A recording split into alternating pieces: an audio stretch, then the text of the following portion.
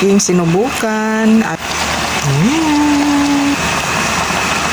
ayan. Ayan guys, sinubukan ko na at saka alimasag. First time ko itong pangsigang sa sampalok. Yan ang nilagay ko pangsigang sa sampalok. Ayan.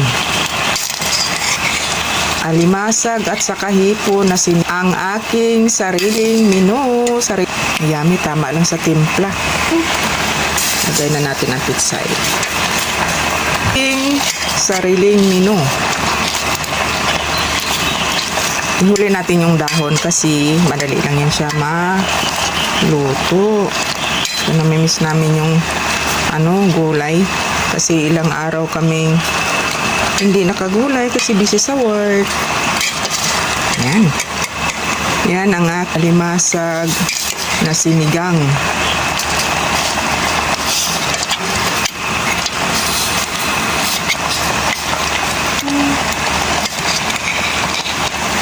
Yan, first time ang aking menu.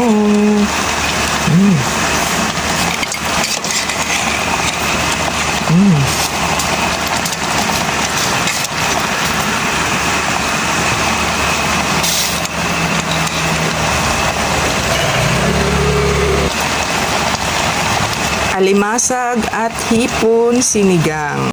Kain tayo. Subukan mong sigangin. Alimasag at saka hipon. Ang sarap pala.